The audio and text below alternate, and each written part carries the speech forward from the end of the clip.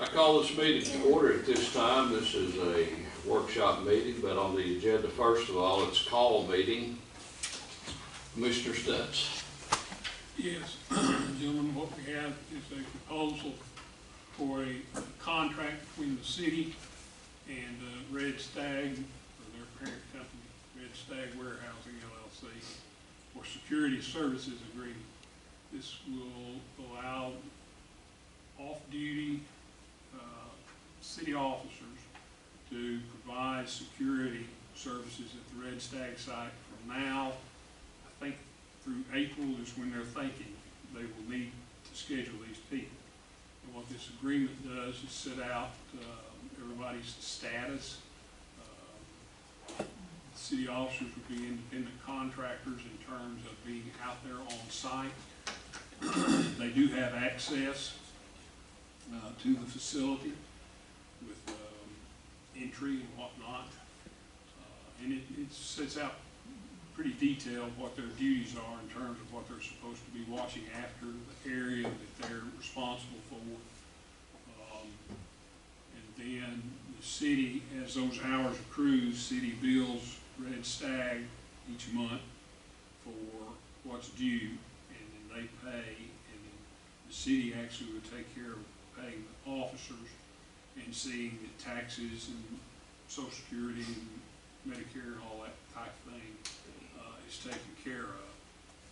And that's the general tone of it. I know Mr. Cleveland has looked it over from a legal aspect. Did you have any concerns you want to add or address? I just think that the city has the authority to do this. If you vote to pass a resolution, and just as a general common law police power of the city, it falls within the police powers that are included in our charter. It has several advantages. If an officer is out there just hired by them and not on a contract with the city, if there's possibility of liability that could be alleged that we don't have sovereign immunity for, that we do have, or that our coverage under the Municipal Act that limits our liability, that it doesn't apply. So this makes it official city officers, and they will be in uniform. They'll have a car out there, and really, we're not providing anything that we don't provide to everybody if they're just going to be more concentrated in that place during that time. And so I think it's more than anything, it protects our officers from being injured on the job out there and not having any workers' comp, which they wouldn't if they just contracted independently. And I think we all know from experiences we've had, sometimes those estimated tax payments don't get paid the way they should, and this makes sure that they've got their FICA paid and that they've got their Medicare. And I think it's if there's going to be off-duty police officers out there, that this is the way it needs to be done. And the purpose is to sort of help them bridge the gap here. My understanding, and you correct me, Chief, if I'm wrong about this, once they're ready to stand the thing up and be there full-time themselves, they will have private security. Correct. This won't extend into becoming their security arrangement. But they need to be able to do something between now and being to the point where they say, okay, we've got it. And this is a way for us to help do that. Helps our officers, gives them an opportunity for some off-duty. Each officer make the same money. What's the pay grade? It's charged at, I believe it's $30 an hour. It's billed at $30 an hour.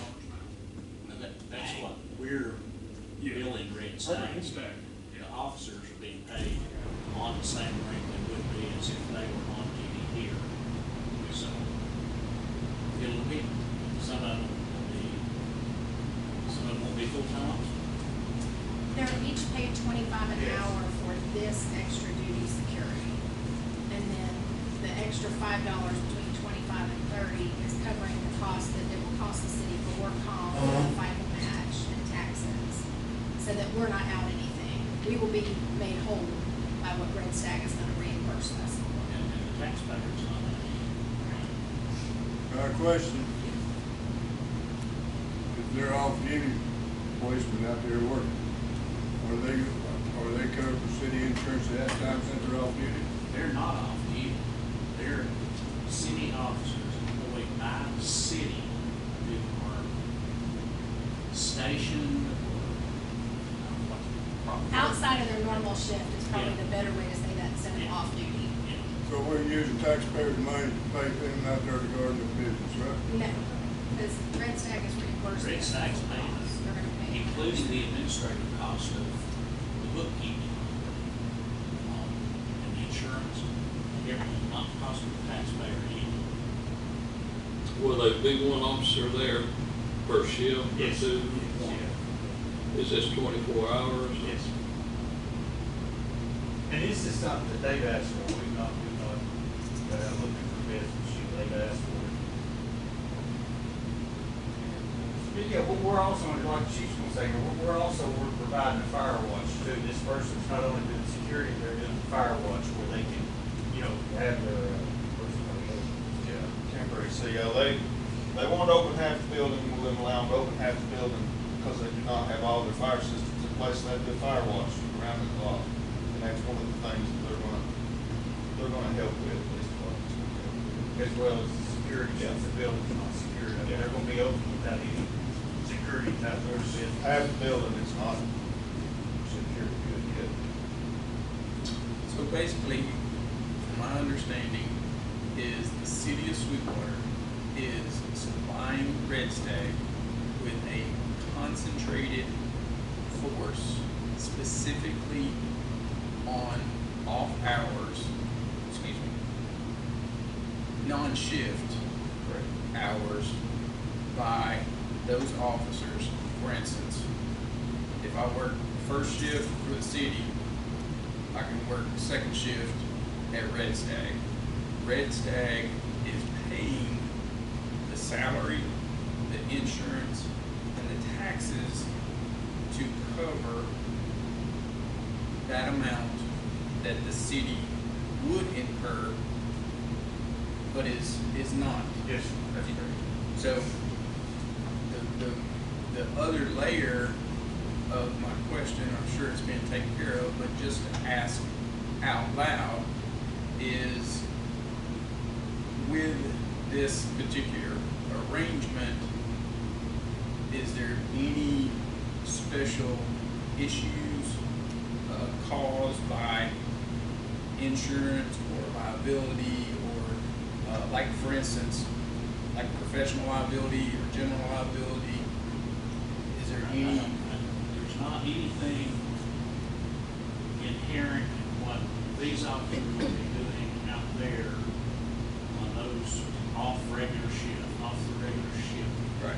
That would create any greater liability for the city or limit our insurance That's- coverage that's- any other way than if it's 12 o'clock noon and they're on Main Street. Right, and that, I think you hit on something I meant to ask in that manner.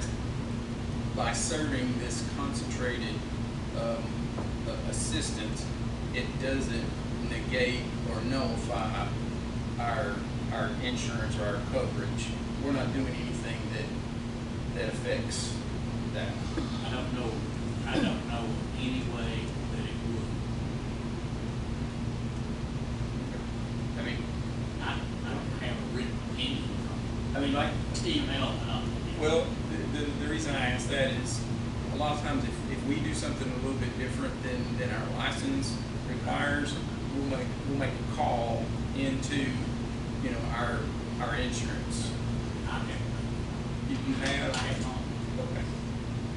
There's nothing that Red Stag has asked for in the provisions of this contract that's outside the job description of the standard patrol officer. or No, officer. And they'll all It's be the same. they're all qualified officers. I think it's a wonderful service and it's a wonderful agreement and teaming and compensation. It's just that And for historical reference, this is not a new precedent. We've done this similar arrangement before with Sweetwater Housing Authority. It's been several years since we did any contract with this work with them, but we we would have our officer go in uniform in a city vehicle, perform services specifically at that site for a set period of time, and our insurance coverage covered them. And they offered to do it on a 1099 basis, and when that conversation happened, the more we talked about it, the more we liked it this way with the city covering them, because what happens if we have, 7 or 8 of our officers also working shifts at Red Stag, and one of them gets injured out there? We don't want them to be without work comp, we don't want them to be without sick days or whatever, so it's better to protect our human resources, and frankly, under the city's employment, that's gonna be a lot more consistent than having them on a 1099 basis. But I did want to point out, it wasn't a new precedent, we have done this before. I think we did it with Sweetwater Hospital for a period of time, Chief provided security services. And Chief did not want to take a patrol officer away from patrol and just sit at Red Stag all day long, so that's why we came up with this agreement. It's supplementary in addition to, I mean, if the insurance, our coverage and liability has no issue, then I think it's a win for both entities, the city and Red Stag. I think as long as people understand that that's what's going on. Does insurance cover all the officers 24/7? Are the policemen covered 24/7? Not workman's comp. Well, if they're What on about duty, it? they What about are. They're on insurance? duty. Yeah. Which insurance are you talking about? They're the insurance when they're on the job. Their health insurance? The city insurance.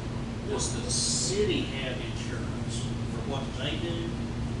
Are they 24/7? covered, are they covered 24 hours a day, 7 days a week?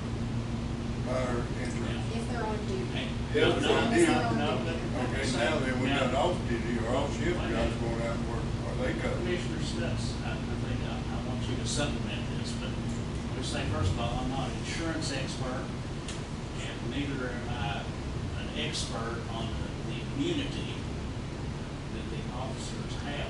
My understanding is an officer is not on duty, and he encounters a situation that requires him to take action as a law enforcement officer, then he's covered by the city's immunity and by the insurance that the city has. That works. And that's, so, Yeah, that was maybe a misuse of language by me. I think somebody said off shift is something, and that's probably a better description. Police officer is a 24/7. Once they take that oath, if somebody sees something going on downtown driving by that shouldn't be going on, they're authorized to stop and deal with it, whether they're got on a uniform and clocked in over here or not.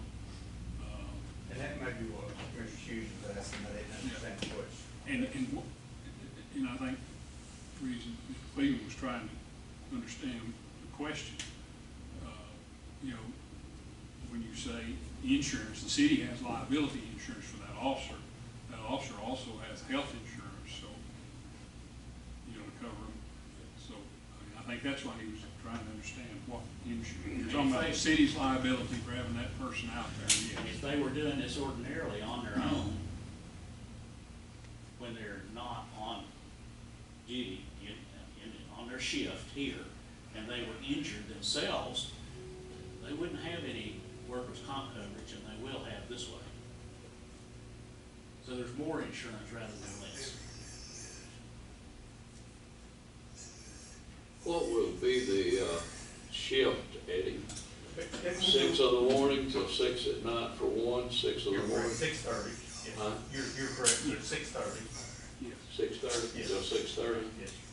Same Okay, shift that as all the officer morning. that's working out there will not come back to work No, that sir. next No, day. no, sir. Now, the chief is, under this contract, the chief is totally has control of all the scheduling and the identity of who the officers are and which shifts and. Yes, sir, Mayor, that's a good point. We make sure to cover that we wouldn't have somebody, working double shifts and multiple shifts and not having adequate rest. And most of them, you said, might be part-time or, Gonna be using part-time, gonna be using full-time as well.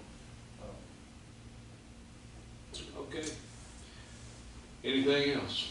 Is there any difference? Asking this way, I'll make a statement on it. Is there any difference than what's been going on in the past when we had the Monroe County Fire and we furnished officers down there? Well, there's, For years and years. I don't presume to understand exactly what your question is, because I'm not familiar with that circumstance, but for the fire protection, there's mutual aid statute that governs the different fire departments assisting each other, so I don't really know that there's. I think Commissioner's talking about the fairgrounds when they had the fair. Years ago. Yeah, I don't know. Yeah. City officers provided security at the fair while it was in there doing its thing. Okay, anything else? Okay, do I have a motion to give me authority to sign the contract with Red State Fulfillment for security services? So moved. Second. All in favor, aye. Aye. Opposed likewise, motion carries. Okay, we have a discussion now, review for November the 7th, what'll be coming up. John Campbell, have you got something for us? I do. A couple of things that were on the planning commission agenda this month. The first thing is a resolution for, the planning commission recommends the annexation of a parcel off of Oakland Road that's Red Stags. Basically, it was just a small little piece of land that they obtained in a land swap. It had never been annexed into the city. It was Neil Kiker's property. And so the deal that he made, they obtained this land, and in re-subdividing all of that and getting all their ducks in a row, we discovered that that little piece that they obtained had never been annexed. So it's just a little chunk that sits in the middle of all the big chunk that needs to be brought into the city just to clean things up. 7.5 acres. So basically, when we approached them about it and let them know that it wasn't in the city, they said, yeah, let's go ahead and, petition to have it annexed in. And so they filled out the paperwork. We drafted a resolution. The planning commission recommends it. The plan of services will also be attached to that. It's basically, just providing what they already have throughout all their other property that's annexed into the city. So it's nothing new as far as the plan of services go. So it's just a resolution to annex that parcel. And the planning commission does recommend. That'll be the first order of business for you guys, is that annexation request and the plan of services. Then, if that's approved, then there will be an ordinance to zone it M1, General Industrial District, which is what the rest of their property already is as well. And then the third item would be a rezoning request that was also recommended by the Planning Commission on Monday night. It's for 4 acres off of Oakland Road, just before you get to Ridgeland Farms. There's a building there on the right. I believe it's American Legion building, just past it, on the hillside there, that open field. There's 4 acres there. Tanner Ermack is the developer that's also got a couple of other projects in the works here for townhomes, the one right behind Plaza 68 off of High Street. He wants to do something very similar here. It'll be 21 units, looks like 4 separate structures. These townhomes would be for sale, just like the others. They're not rentals. It just gives more housing in a denser setting. So R1 is single family residential. It has our biggest lots, our biggest setbacks. He's asking that to be zoned R2, which allows for multi-family housing.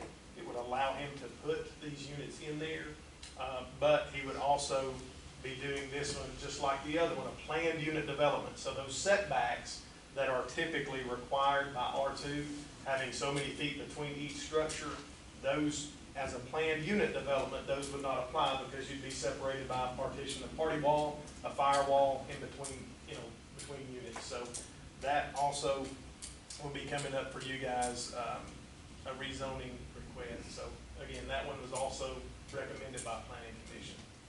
And that's all I've got as far as items from planning commission. Any questions for John?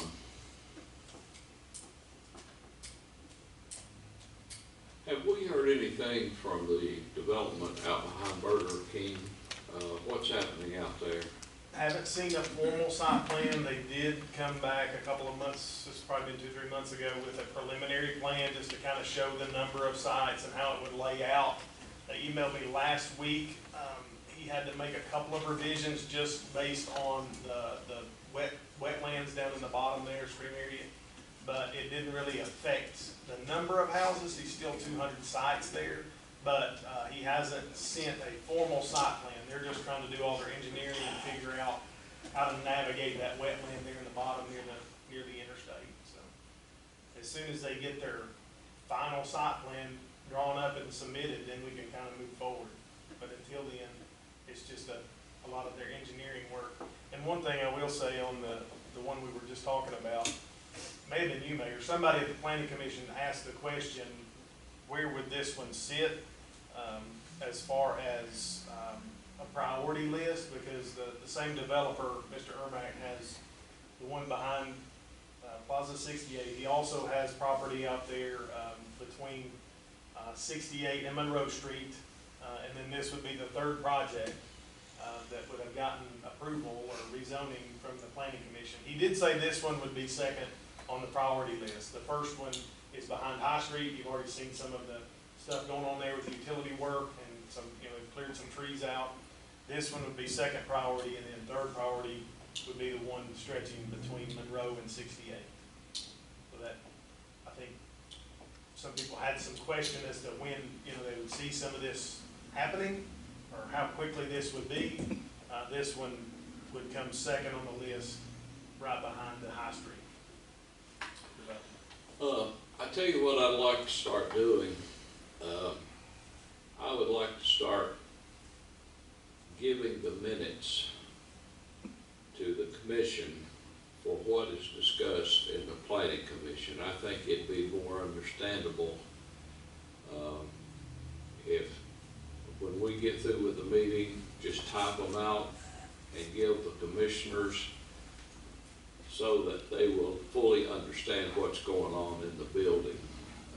Anybody have any problem with that? And then, before you come up with something, we will have already have read it. Can you get, what's her name? Savannah? Savannah. Can you get her? She takes the minutes, don't she? She does. We do the minutes with the planning commission meeting Right. Each time and have those printed up, and of course Just Nancy make Baker extra signs off. copies. But would you like, are you asking for them prior to this meeting? Is that what you mean, or prior to the commission meeting? Give them an idea of what's going on every month Yeah. in their packet or whatever. Okay. Because planning commission meets on the third Monday night and commission meets on the first Monday night. Yeah. So that would give plenty of time to, Right. each commission would be able to understand what's going on by reading it rather than, Yeah, that's what I'm saying. Like after the third Monday night meeting, yeah. then this is the fourth Monday night meeting. If you guys had it in your agenda or your packet for this meeting, then you'd be prepared for the first Yeah. Monday. The following Monday, yeah. Yeah. Okay. I think we can all understand better with a lot Sure. going on. How many building permits have you Oh, gosh. had this year? I have no idea. That's a good Roughly. question. There's a ton of them. Yeah. I couldn't tell you how many, but there's a lot more to come as some of these developments get off the ground. There's been some big ones, commercial. Has anybody contacted you about the property down there at Walmart on the other side of Walmart? No, they haven't contacted me. I just know that it has sold recently. That property has closed, but I haven't heard from a Yeah. developer or anything. Okay, So all right. I am anxious to hear though from somebody. I'd like to know what's going in there. Well, I heard that there's gonna be several things that may transpire down there. I don't have any concrete except it did sell, and I had a call on how much was wetland, and I referred them to you. Yeah. Yeah, I think you and I had talked one day about that, just that property, how much of it was, would be in the wetland, how much was usable. But no, I don't even know the name of the company that purchased it. Yeah. The UT Agriculture Department did on it. Yeah, Okay, moving along. Thank you, John. you're welcome. Bringing up beer ordinance number 1009. It was tabled from the last meeting. I will now open the floor for open discussion, but I will say this before we get in. I have had this word has got out, and I've had a couple of calls, and one of them was from a church that says we don't need anything like that. That was their words. So I'll open it up for discussion. I'm just relaying what was said to me. Any discussion? Well, Mayor, I've read through it, and there's things in here that it seems have been in the rules and regulations for a while. I think the main thing that is a drawback for me is the downtown festival permits. I can't see our festivals needing to be a red solo cup district. I don't think there's any, and I thought about this a lot, I don't think there's near enough reward for the risk that the city would be putting itself in. I know that, of course, I'm a new guy around here. I've heard y'all talk about how we borrowed money in the past just to make payroll, and now where we are at financially as a city, and I just don't see why we would want to put that in jeopardy or at risk. It could, to me, it could be made to look good on paper, things like that, but I think that's more responsibility that we put on our police department. We had over 23,000 visitors for the Blooms Bluegrass Barbecue Festival without beer trucks downtown. And to me, that's one of the things that makes Sweetwater special. People are drawn here for that atmosphere. And I think that it would just be putting that in jeopardy if we pass this as written.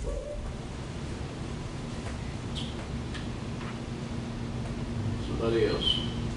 Well, like Alan says, all of our festivals we have are family oriented. We always have a lot of young kids running around babies and strollers and all that. And we've got beer joints all around here. You go downtown and get a beer if you want. As far as having beer in a festival, I'm totally against it.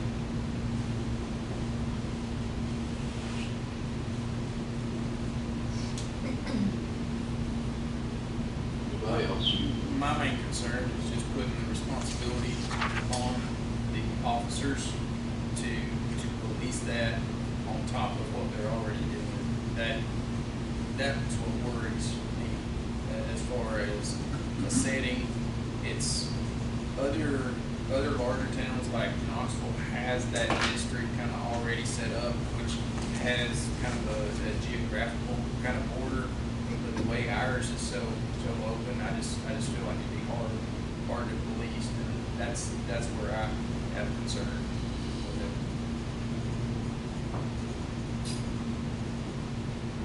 Anybody else? I had a question, Mr. Cleveland.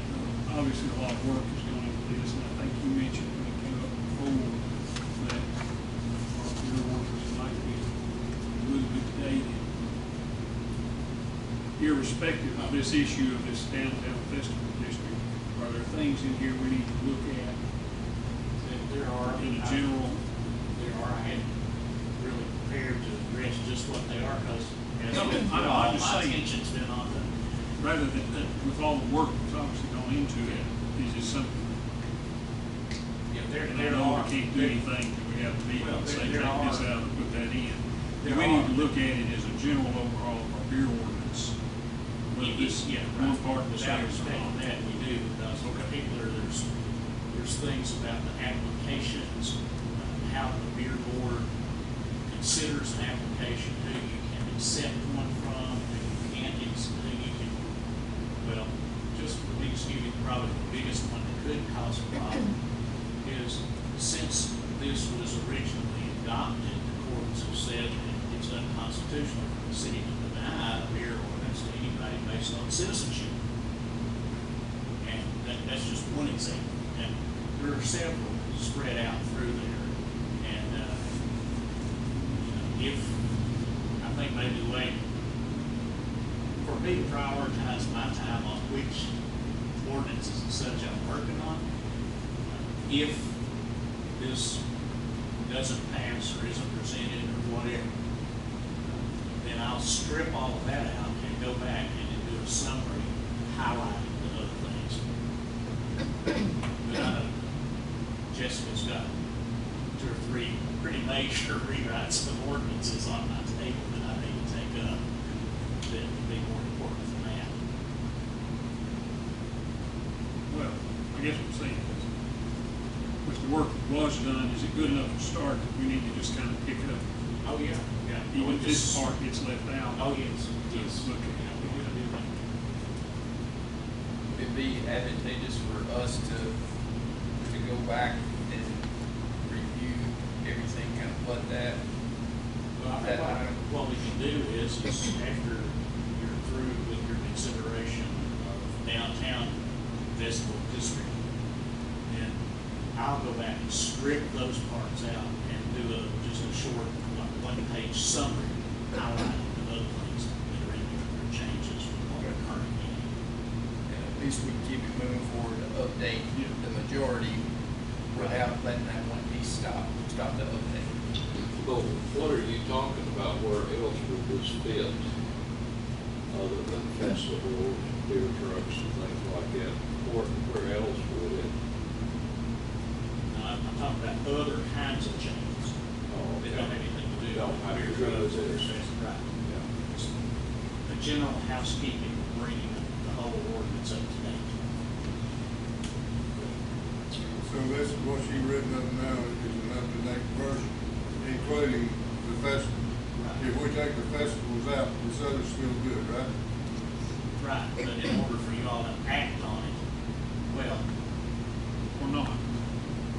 you know, somebody, if this is proposed on a motion, and somebody moves to amend that ordinance, the ordinance that's being considered, by taking out all of the downtown district and festival portions, then y'all can go ahead and do that.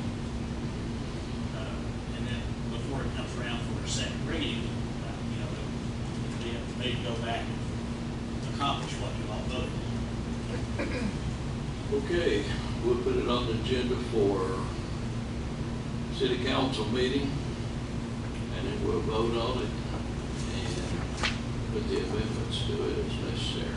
Is that okay with everybody? All right. That's gonna do it. We got a veterans program. Will we have I think we'll have, we're all invited out at high school on the 11th at 9 o'clock, Sweetwater High School, for Veterans Day program out there. It's an annual thing, always very good. Then we have a Veterans Day parade November 12th at noon. Will that be at the Walmart coming through, or how will that be? So we'll have a parade Saturday at 12 noon. We're gonna have opening of the dog park, and everybody's invited for that. Anything else, Jim?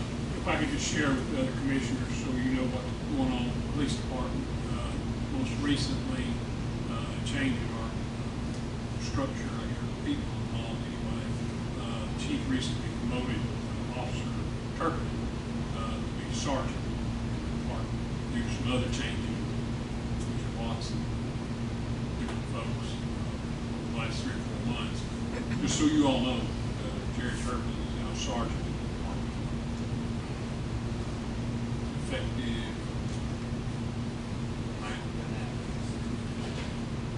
Let me address something that had been brought to my attention. These rodeos we've had out on 68 behind what is that, Quality Inn. There has been people that would rent the room that was affiliated with coming to the rodeo and being a visitor or maybe some participant. But they get in fights, and they have destroyed a couple of rooms out there.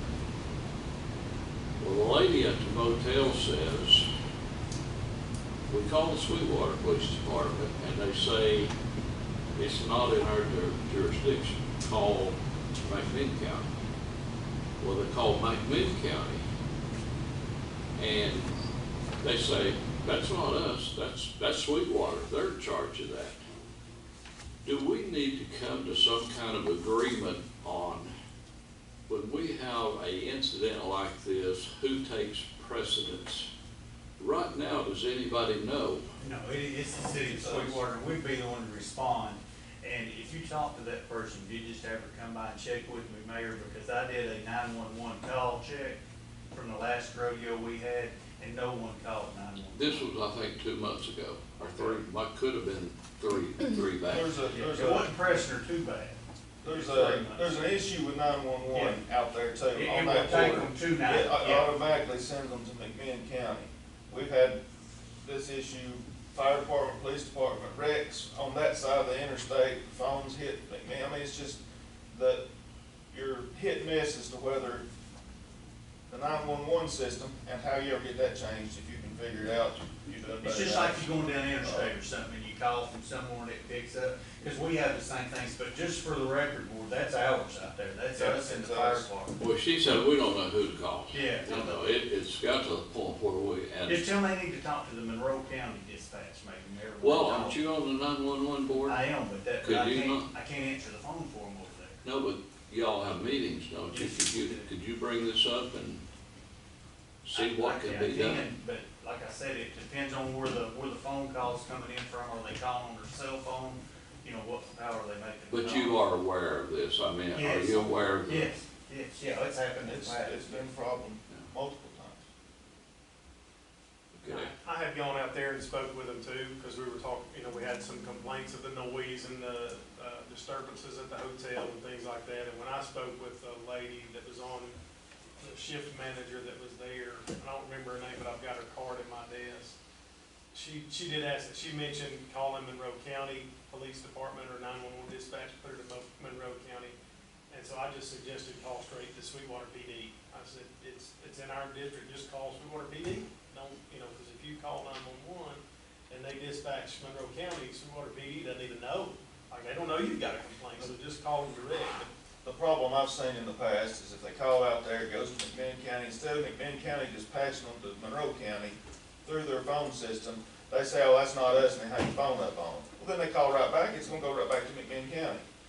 And it's been addressed So multiple times. if they call 911 from out there, it goes to McMinn County?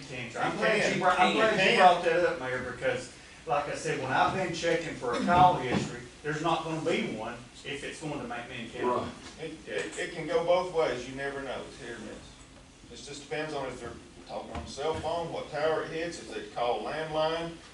Some of the landlines go straight to McMinn County because it's in that. I mean, it's just, I've argued with 911 more than once on this. Yeah, but that makes more sense, you know, that's what's going on, And that's- because when I call over for a call history, they don't have one, because they don't have McMinn. It goes to McMinn County, they just hang up on it. They say, no, you need to call Monroe County. Well, at least we got something to work with. Yeah, oh, yes, I'll follow up on it tomorrow. Yeah. Just out of curiosity, based on the issue at hand, we're supposed to look at this from year to year as a use on review. Right. Is this something that is becoming more than we asked for, that we can take care of this issue with a planning commission decision? Has it become that kind of a point or an issue that needs to be revisited? They are gonna come down when they, Manuel and them come back to renew their use on review, the hotel manager and several people are gonna be here. And we had a meeting with them, if you'll remember, about, what, a couple of months ago? And we addressed the complaints to them. Overtime, 11 o'clock, they need to shut down, and I told them, I said, you are getting ready to mess up a good thing with you guys. You won't listen to us, you won't cut the music down, you won't stop when you're supposed to stop. And they won't stay on their schedule, Mayor. No, That's the whole thing too. That's one thing I know the fire department's like us, you know, they'll say they're going on the 18th, and then they'll call us on the morning of the 18th and say, well, we changed it to the 29th. Well, that's a scheduling nightmare. I mean, the whole basis of this began when they were gonna purchase the property and build an indoor arena. Well, they have purchased the property, am I right, Tom? They did Yes, buy it. they did buy it. They put up, they have built a shed structure to cover their stage and speakers for the events that they've had so far. But yes, in speaking with him at this most recent meeting that the mayor's talking about, they do have plans. They want to build a structure on site and have indoor events. And he just texted me this morning, wanting to know when we could meet with him, when the city can meet with him. Now, again, like Mayor Lowe said, that last sit-down we had with him, it was gonna be with other people present. The hotel representation, the planning commission, like they needed to come and submit a plan to the commission, and hear some of the, complaints from the hotel or whoever it may be, noise-wise or whatever. So I think you bring up a good point. Is it to the point where, a line in the sand has to be drawn, like, so far it's been use on review, and we've given you some slack, but you're kind of stepping over the line. Sure. So I think it's to that point, in my opinion. And it was set up that way for this very reason. Yeah. And the scheduling, like Eddie said, is a nightmare. Trying to get guys to work during the summer down there, no matter what's paid. And and then they cancel, and then it's just. Now, to be fair to them, their argument was, we have no control over what patrons do when they leave our concert. If they're going to a hotel and they trash a hotel, once they leave our site, it'd be like going to a ball game. You go to a ball game and you leave, if you trash the hotel, that's not on the stadium, so I do understand that argument, but I think there's also some room for some rails to be put in place, That's my opinion. you've not really had no problem out there, have you, Eddie? I mean, or John, either one, have never. They take care of their own. Okay, further discussion. Anything else come before the board? If not, we'll see you in. Well, just everybody still here, I want you to understand, if anybody asks you, we are gonna be, the city of Sweetwater's gonna be closing down Mays Avenue for Halloween. It's gonna be closed down from Big Street, and we're gonna try to put out some maps up from Big Street on up here to, North Monroe Street, or North Street. And that way it covers right there where the attorney's office and all that's at, that Y. And I just wanted to let all commissioners and the board know that it takes a whole team, and we appreciate everybody's department when it comes out to Halloween, because that's one of the times we have more folks out, I don't think there's a way we can keep count of them. And we appreciate everybody from all departments, getting out and helping us and putting out barricades and helping man things and stuff like that. I expect a huge turnout. We've had a lot of calls on PD about this year. I don't know if people's just excited to get back out. They're excited about the going on down here at the Duck Park, at the Park and Rec's got going on, and the trail. So if anybody asks you guys, we are closing that down. I made a mistake last year and I didn't close Mays Avenue down. I went in there a few times and really thought that we would be able to navigate it. And I fell into the COVID trap. I didn't think we'd have a huge turnout. And John told me better. He won't be telling that. He told me better. I said that night, if I've got anything to do with this, it's gonna be closed. But that's. Aren't we listed one of the favorite Halloween places at one time? We get calls from Knoxville and Chattanooga and everywhere, so people come from. That's where we're getting them from, guys. Honestly, we're getting calls from Knoxville. This year we'll be able to track the data and know how many That's people what's came coming, here so from. we're getting a lot of calls from Knoxville. She's like, what's going on? I'd say it gives Blooms and Bluegrass a run for its money, I'll put it that way.